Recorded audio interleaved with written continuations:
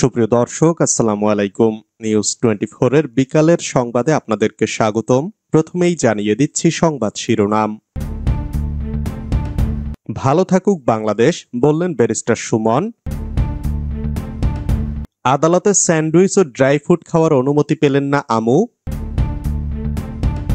ইউরোপের প্রতিনিধিরা পিয়ারের কথা সহজেই বুঝতে পেরেছেন, যা বললেন তাহের।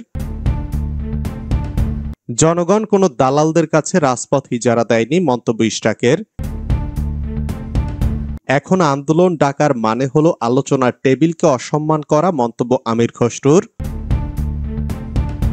রাজনীতিতে ডিজিটাল মাঠটা বেশ গুরুত্বপূর্ণ, যা বললেন রুমিন ফারহানা।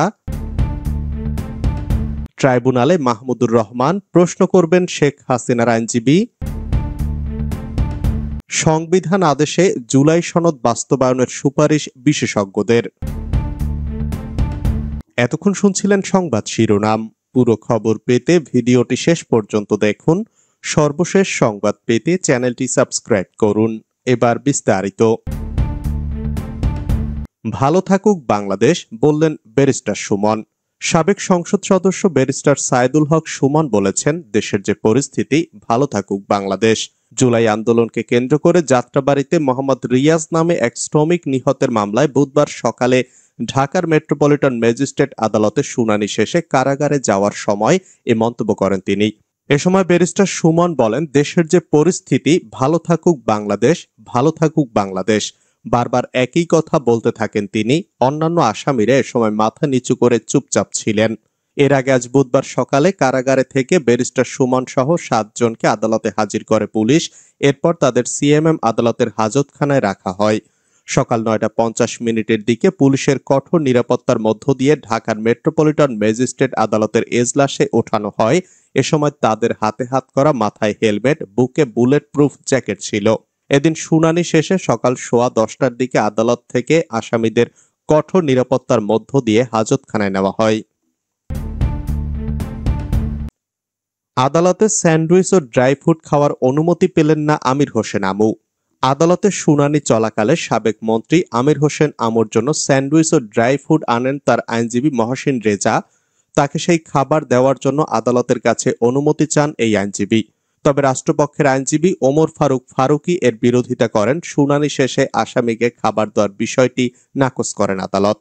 জুলাই আন্দোলনকে কেন্দ্র করে যাত্রাবাড়ীতে মোহাম্মদ রিয়াজ নামে এক শ্রমিক নিহতের মামলায় বুধবার সকালে ঢাকার মেট্রোপলিটন ম্যাজিস্ট্রেট আদালতে শুনানি চলাকালে এই ঘটনা ঘটে। এ বিষয়ে আমির হোসেন আমুর আইনজীবী মহসিন রেজা বলেন, আসামিকে 1 ঘন্টা পর পর খাবার খেতে হয়। এজন্য তার পছন্দের খাবার স্যান্ডউইচ ও ড্রাই ফ্রুট আদালতে আনা হয়। কিন্তু আদালত তাকে এই খাবার দেওয়ার অনুমতি দেননি। আসামি একজন বয়স্ক ব্যক্তি, নানান অসুখে জর্জরিত। এজন্য তাকে প্রতিনিয়ত সময় করে খাবার খেতে হয়। রাষ্ট্রপক্ষের ঢাকা মহানগর পাবলিক প্রসিকিউটর ওমর ফারুক ফারুকী সমকালকে এসব তথ্য নিশ্চিত করেন। ইউরোপের প্রতিনিধিরা পিয়ারের কথা সহজেই বুঝতে পেরেছেন, মন্তব্য তাহেরের। বাংলাদেশ জামায়াতে ইসলামের নায়েবে আমির ডাক্তার সৈয়দ আব্দুল্লাহ মোহাম্মদ তাহের বলেছেন, আমরা পিয়ার চাই উভয় কক্ষে। অধিকাংশ মানুষ পিয়ারের পক্ষে। ইউরোপের প্রতিনিধিরাও বলেছেন তাদের দেশেও পিয়ার সিস্টেম রয়েছে, তারা আমাদের কথা সহজেই বুঝতে পেরেছেন। মঙ্গলবার বিকেলে বাংলাদেশ জামায়াতে ইসলামীর 4 সদস্য বিশিষ্ট একটি প্রতিনিধি দল জামায়াত আমির ডাক্তার শফিকুর রহমানের নেতৃত্বে ইউরোপীয় পার্লামেন্টের উচ্চ পর্যায়ের একটি প্রতিনিধি দলের সঙ্গে ঢাকাস্থ ইউরোপীয় ইউনিয়নের দূতাবাসে এক গুরুত্বপূর্ণ বৈঠকে মিলিত হন। বৈঠক শেষে সংক্ষিপ্ত সংবাদ সম্মেলনে আব্দুল্লাহ মোহাম্মদ তাহের এসব কথা বলেন। তিনি আরো বলেন, আমাদের সঙ্গে তাদের খুব সৌহার্দ্যপূর্ণ আলোচনা হয়েছে। বাংলাদেশের বর্তমান পরিস্থিতি নিয়ে কথা হয়েছে। ফেব্রুয়ারির নির্বাচনের ব্যাপারেও আলোচনা হয়েছে। নির্বাচন সুষ্ঠু হবে কিনা, কিভাবে হবে, এসব বিষয় মূলত তারা জানতে চেয়েছেন। সাংবাদিকদের এক প্রশ্নের জবাবে তিনি বলেন, মেয়াদ বাড়ালেই যে ঐকমত্যে পৌঁছানো যাবে তা আমি মনে করি না। ঐকমত্যে পৌঁছাতে 1 ঘন্টাও যথেষ্ট। তারপরেও সময় বাড়ানো হয়েছে। এর 2টি কারণ হতে পারে। একটি, আন্তরিকভাবে আরো কিছু বের হয় কিনা তা দেখা, কিন্তু আমি সন্দেহ করি এটা সময় নষ্ট করার কৌশল। এখন মানুষের মধ্যেও এই প্রশ্ন ঘুরপাক খাচ্ছেই। জনগণ কোনো দালালদের কাছে রাজপথ ইজারা দেয়নি, মন্তব্য ইশরাকের। বাংলাদেশের জনগণ কোনো দালালদের কাছে রাজপথ ইজারা দেয়নি। দেশবিরোধী কাজ যারা করবে তাদের পিঠের চামড়া তুলে নেওয়া হবে বলে মন্তব্য করেছেন বিএনপি নেতা ইশরাক হোসেন। মঙ্গলবার নিজের ভেরিফাইড ফেসবুক পেজে এক পোস্টে তিনি এ হুঁশিয়ারি উচ্চারণ করেন। পোস্টে দুটি পয়েন্ট উল্লেখ করে ইশরাক হোসেন লেখেন, একটি রাজনৈতিক দল এই মুহূর্তে কেন সংখ্যানুপাতিক প্রতিনিধিত্ব এর জন্য মরিয়া হয়ে উঠতে পারে, অনেকের মতো সেটা আমারও প্রশ্ন। প্রথমত, যদি একটি দলের সম্ভাব্য ভোটের শতাংশ দেশের নিবন্ধিত মোট ভোটারের একটি নগণ্য অংশ হয়, তাহলে পিআর পদ্ধতির মাধ্যমে দেশ বিরোধী চক্রান্তকারী আওয়ামী লীগের সঙ্গে আতাত করে নিজ মার্কায় আওয়ামী ভোট কাস্ট করে ক্ষমতা দখল অথবা দেশের নিয়ন্ত্রণ প্রতিষ্ঠা করার উদ্দেশ্য থাকতে পারে। দ্বিতীয়ত, সংখ্যায় অতি নগণ্য হলেও বাংলাদেশের মাটিতে কিছু বিচ্ছিন্নতাবাদী গোষ্ঠী রয়েছে যাদের একটি বড় অংশকে সরাসরি ভারত পৃষ্ঠপোষণ ও আশ্রয় দেয়। এছাড়া ভারতের অঙ্গরাজ্যে পরিণত হতে চাওয়া সমর্থক গোষ্ঠীও তৈরি হয়েছে বিগত 17 বছরে। এরা যদি পিআর সিস্টেম ব্যবহার করে সংসদে দাঁড়িয়ে বাংলাদেশের যে কোনো অংশ আলাদা হয়ে যাওয়ার কথা বলে, তাহলে সেটা কিভাবে ঠেকানো যাবে? এখন প্রথম ও দ্বিতীয় দুটি কারণেই বাংলাদেশের স্বাধীনতা ও সার্বভৌমত্ব বিলীন হয়ে যাওয়ার আশঙ্কা রয়েছে। এখানে প্রতিবেশী ভারত তার নিজস্ব বলয় তো বসাবেই, বিশ্বের অন্যান্য সুপার পাওয়ারগুলো একই পদ্ধতি অবলম্বন করবে। এখন আন্দোলন ডাকার মানে হলো আলোচনার টেবিলকে অসম্মান করা, মন্তব্য আমির খসরুর। আলোচনা চলমান থাকা সত্ত্বেও কয়েকটি রাজনৈতিক দলের ডাকা আন্দোলনকে আলোচনার টেবিলকে অসম্মান করা হিসেবে দেখছেন বিএনপির স্থায়ী কমিটির সদস্য আমির খসরু মাহমুদ চৌধুরী। বুধবার রাজধানীর বনানীতে নিজ কার্যালয়ে সাংবাদিকদের তিনি কথা জানান। আমির খসরু বলেন, এখনো আলোচনা চলছে, এর মধ্যে বেশিরভাগ ইস্যুতে ঐকমত্য হয়ে গেছে। এ অবস্থায় আন্দোলন ডাকের বিষয়ে জনগণের প্রশ্ন থেকে যাবে। তিনি বলেন, নিশ্চয় নির্বাচন নিয়ে তাদের অনীহা আছে, যেটা নিয়ে ঐকমত্য হয়নি এখনো, তবে আলোচনা চলমান রয়েছে। সেখানে আন্দোলন ডাকার অর্থ আলোচনার টেবিলকে অসম্মান করা। তারা দেশকে অস্থিতিশীল করতে চায় কিনা সেই প্রশ্ন জনগণের মাঝে চলে এসেছে। বিতাড়িত শক্তিকে ফেরত আসার পথ তৈরি হচ্ছে কিনা সেই প্রশ্ন থেকে যাবে।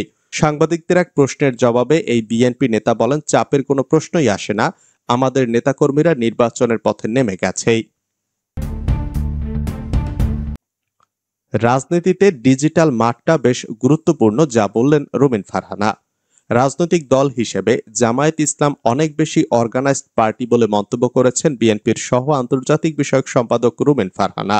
তিনি মনে করেন, জামায়াত যদি কাউকে শত্রু চিহ্নিত করে তবে তাকে যেভাবে অ্যাটাক করবে তা বাংলাদেশের অন্য কোনো পার্টি করবে না বলে মনে করেন বিএনপির নেত্রী।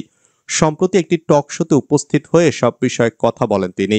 জামায়াত তাদের জন্য কাউকে হুমকি হিসেবে চিহ্নিত করলে তাকে নিশ্চিহ্ন করতে আক্রমণ করে, এমনটা উল্লেখ করে রুমিন বলেন, পলিটিক্যাল পার্টি হিসাবে জামায়াতের কিছু কিছু বিষয় আমাদের বুঝতে হবে। It's very organized party, very extremely well organized party. জামায়াতের যারা কর্মী, সাথী, সমর্থক, ভোটার যারাই আছেন তারা কিন্তু ডাই হার্ট। তারা পার্টির জন্য বাঁচতেও পারে, মরতেও পারে। Do anything for party.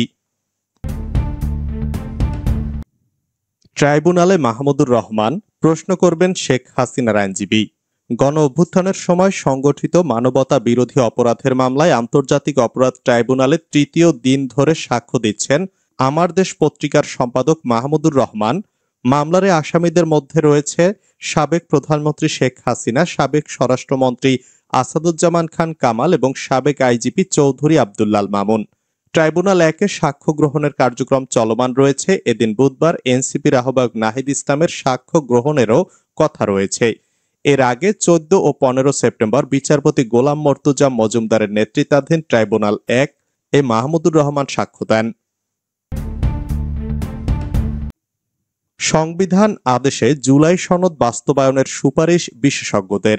July জাতীয় সনদের সংবিধান সম্পর্কিত সংস্কার সংবিধান আদেশের মাধ্যমে বাস্তবায়নের চূড়ান্ত সুপারিশ করেছেন বিশেষজ্ঞরা।